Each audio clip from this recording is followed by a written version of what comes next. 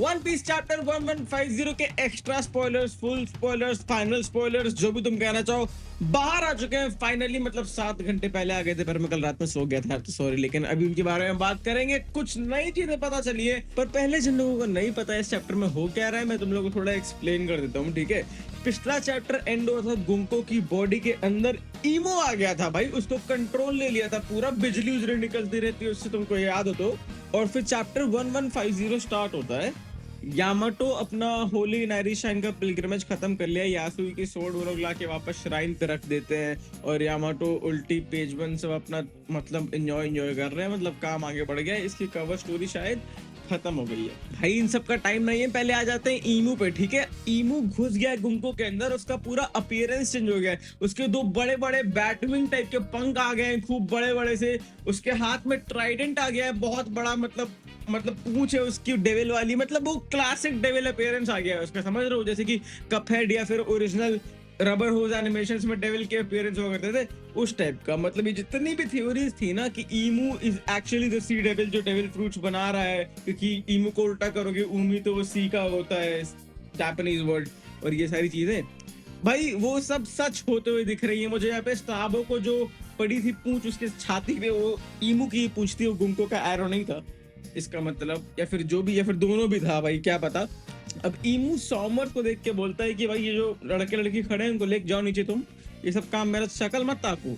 तब तक भाई उसॉप भी देख के एकदम शॉक में रहता है कि भाई ये साला अभी तक जिंदा है क्या, मुझे तो लगा काट उठ दिया इसको सॉमर के बाद, लेकिन ऐसा नहीं हुआ था भाई। अपैरेंटली सॉमर्स अभी भी सही है एकदम। खैर वहां साइड में किलिंगम खड़ा रहता है, उसको ईमू बोलता है कि भाई तुम ये जो बनाए हो नाइटमेयर मॉन्स्टर्स और ये सब साले खाली ऐसे दिखने के लिए कुछ करते भी हैं। तो किलिंगम बोलता है भाई चिंता मत करो, वो सब बहुत पावरफुल है, और अब मैं 2-3 नाइटमेयर होल्स छोड़ दिया हूँ मतलब एल्बाफ पे, जो कि प्रोड्यूस करते रहेंगे और मॉन्स्टर्स जैसे जैसे इस आइलैंड के जो भी मतलब नाइटमेयर्स होंगे उसके हिसाब से, मतलब इनडेफिनेट सप्लाई है मॉन्स्टर्स की उनके पास, समझ रहे हो। और एक और बात बताता है किलिंगम कि ये सब अनकिलेबल है, क्योंकि ये ड्रीम मॉन्स्टर्स है, इनका कोई डेथ का कॉन्सेप्ट एग्जिस्ट नहीं करता है। तो बेसिकली इन्फिनिट रिस्पॉन और इन्फिनिट सप्लाई दोनों आ गया है भाई इन लोग के पास मॉन्स्टर्स का, पता नहीं कैसे हराएंगे इन लोग को भाई। उसके बाद डोरो ब्रोगिया जाते हैं सीन में अपने कई सारे दोस्तों को लेके ईमू से लड़ने, लेकिन उन लोग को क्या पता वो किसका सामना कर रहे हैं। ईमू भाई पुक निकाल देता है अपने हाथ में से, पता नहीं कहां से, और उसमें से वेपन समन करना चालू करता है। तलवार निकालता है, ब्रोगी को स्टैब करता है, बहुत बड़ी शॉटगन निकालता है, अपैरेंटली शूट कर देता है, ब्रोगी का रिस्ट आर्म उड़ा देता है। मैंने पिछले वीडियो में भी ये बात बोली थी, पर भाई कसम से हैरी पॉटर लेवल कुछ चल रहा है क्या भाई, कौन से एनिमे में आ गए हम लोग। उसके बाद वो एक टेक्निक यूज करता है जिसका नाम है डेविल्स कॉन्ट्रैक्ट, जिससे वो ब्रोगी को पावर ऑफ इविल दे देता है, जिसका मतलब बेसिकली ये है कि जमीन फटती है, ब्रोगी अंदर उसके जाता है और वापस निकलता है एक नए फॉर्म में, एक ज़ॉम्बी टाइप के फॉर्म में। नॉट एग्जैक्टली ज़ॉम्बी, वो अपनी कॉन्शियंस वैसी की वैसी है उसकी, पर वो पहले से बहुत बड़ा हो गया, 5-6 गुना बड़ा, एंशिएंट जायंट ओर्स वोर जितने साइज का, लोकी के साइज का हो गया है, ठीक है। उसका एक्स डबल नेस्ड एक्स हो गया, उसके 4 बड़े बड़े फैंग्स हैं, 2 हॉर्न्स हैं, मतलब भाई वो उसका अपीयरेंस ही पूरा ऐसा दाना वाना जैसा हो गया है भाई। और तो और भाई उसके भी वो दोनों बैटविंग्स उसके पास भी आ गए, पूरा ईमू का मतलब स्लेव एक तरीके से बन गया है भाई वो। लेकिन नोटिस करने वाली बात ये है कि उसकी कॉन्शियंस अभी भी वैसी की वैसी, क्योंकि वो जब बाहर आता है वो गबा बाबा बाबा बा करके हंसता है, ठीक है, जैसे कि बोलता है आई can do anything now, what is this power. इसका मतलब है कि भाई वो बात वैसे ही कर रहा है, मतलब उसकी कॉन्शियस कहीं ना कहीं वैसे ही है। और ये सबसे डेंजरस बात है भाई कि ईमू सन गॉड नीका की प्रॉपर्टीज भी रखता है क्या, मतलब इन अ वे उसको लिबरेट किया है, क्योंकि तुम अगर एग्जैक्ट वर्ड्स देखने जाओ तो it is Brogy saying that I can do anything now and laughing, just exactly जो नीका करता है। तो ये जो सारी थ्योरीज चल भी रही है एल्बाफ के बारे में कि नीका अच्छा इंसान है, कि नीका बुरा इंसान है, is Imu a part of Nika being a bad outcome. देखने में बहुत मजा आएगा भाई कि क्या होता है आगे, लेकिन चीजें बस इंटरेस्टिंग होता जा रही है। ऑल्सो मैं मेंशन करना भूल गया कि ब्रोगी की रिस्ट नहीं है, पर वो फिर भी अपना एक्ट उठा सकता है विदाउट अ रिस्ट। वो देखना है भाई मुझे पैनल में कैसे दिखता है। और ईमू खाली इस पर नहीं रुकता है भाई, वो एक टेक्निक एक्टिवेट कर देता है जिसका नाम है डोमी रिवर्साई, जो कि चैप्टर का नाम भी है। वो सारे पूरे जितने ब्रोगी डोरी जितने उसके पीछे पायरेट्स हैं सबको कन्वर्ट कर देता है इसी तरीके से।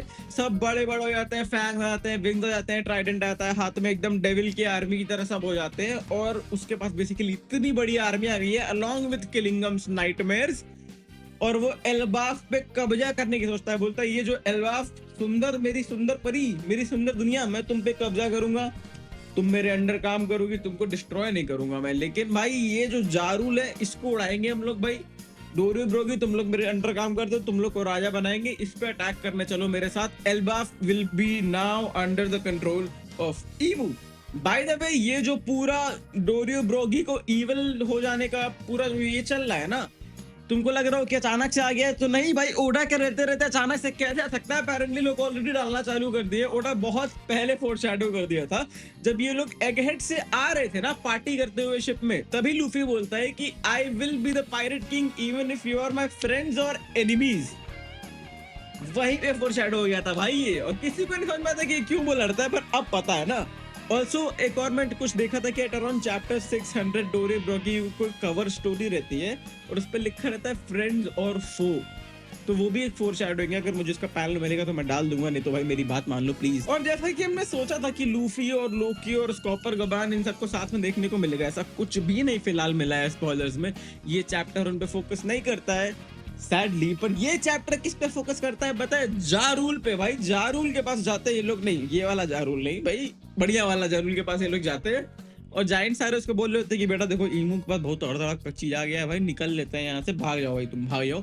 जारूल बोलता है कि नहीं बेटा, you should not say that to a proud warrior. भाई जारूल का धर्म परिवर्तन हो रहा है पूरा भाई। ये जो हफ्ते फिरते घूमता रहता था, लगता था कि भाई ये हो गया बुढ़ा, वैसा कोई काम नहीं है, वो भाई अंदर का शेर जाग गया उसका। भाई जारूल अब निकल आया है, अब वो बताएगा भाई सबको। चैप्टर यही क्लिफ हैंगर पे एंड होता है, अगले हफ्ते कोई ब्रेक नहीं है। तो भाई फिर से अगले हफ्ते आएंगे हम लोग यहाँ पे सामने, और मैं वापस आ जाऊंगा चैप्टर रिव्यू लेके as soon as the chapter releases. भाई तब तक के लिए स्पॉयलर्स एंजॉय करो, और भाई इतना दूर आ गए तो सब्सक्राइब भी कर लो यार, शर्म हो थोड़ी सी तो। ठीक है फिर मिलते हैं this was Indian nerd club. हम स्वस्तिक शुक्ला, देखते रहो सब कुछ, एनिमे शोज जो भी तुमको देखना है सब यहाँ पे मिलेगा। सायोनारा, bye bye, see you next video.